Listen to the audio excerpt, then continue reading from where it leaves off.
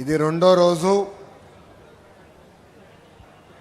నేను రచ్చబండ కార్యక్రమం పెట్టుకున్నప్పుడు ఇచ్చిన హామీ నిలబెట్టుకునేదానికి చేపడుతున్న కార్యక్రమం. తల్లి మీ అందరూ తెలుసు, 2019 ఎన్నికల్లో 21 రోజుల ముందల తెలుగుదేశం పార్టీ అభ్యర్థిగా మీ ముందల నుంచున. వాస్తవంగా నాడు నాకు మంగళగిరిలో పెద్ద పరిచయాలు లేవు.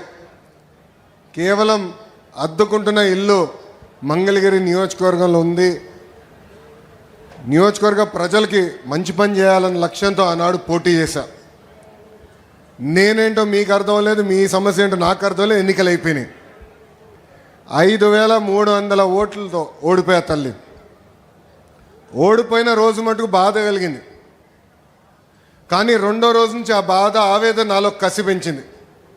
మంగళగిరి ప్రజలకి మంచి పనులు చేయాలా, ప్రతిపక్షంలో ఉన్న పర్వాలేదు, వాళ్ళ మనసు గెలుచుకోవాలని లక్ష్యంతో ఆనాడు నుంచి నా పని ప్రారంభించాను.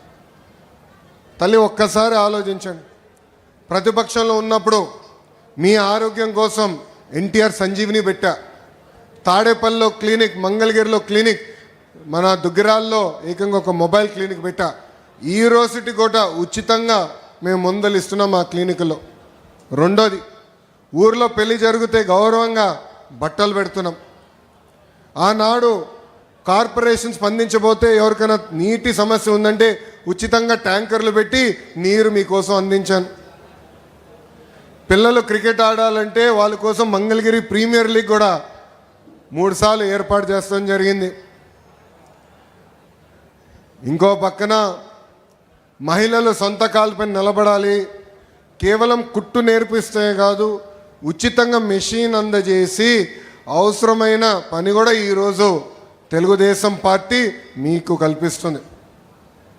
తల్లి ఇలా 26 సంక్షేమ అభివృద్ధి కార్యక్రమాలు మీకోసం చేశా. 2024 ఎన్నికల ప్రచారం మీ దగ్గరకు వచ్చా. ఆనాడు మిమ్మల్ని ఒకటే కోరా, ఓడిపోయిన లోకేష్ ఇంత పని చేస్తే రేపు గెలిచిన లోకేష్ ఎంత పని చేస్తాడో ఒక్కసారి ఆలోచించమని కోరా.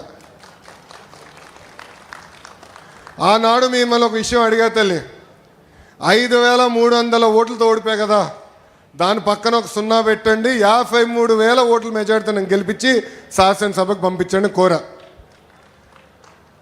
తల్లి అప్పటి వరకు సర్వేలు చదువుతాం, అన్ని పార్టీలు సర్వేలు చేస్తే మీకు బాగా తెలుసులేండి. సర్వేలు ఎక్కడ చూసినా కుప్పం కన్నా కొంచెం వెనకబడి ఉన్నాం మనం. కానీ ఎప్పుడైతే ప్రచారంగా వచ్చా, మీ దగ్గర నుంచి వచ్చిన స్పందన చూశానో, నేను బాబు గారికి చెప్పా, ఎన్నికలైన తర్వాత చంద్రబాబు నాయుడు గారికి చెప్పా, మంగళగిరి కన్నా ఒక్క ఓటు నాకు ఎక్కువ వస్తుంది సార్ అని. ఒక్క ఓటనా? కుర్రోళ్ళు స్పీడ్ ఎక్కువ మీకన్నారు ఆయన. కానీ తల్లి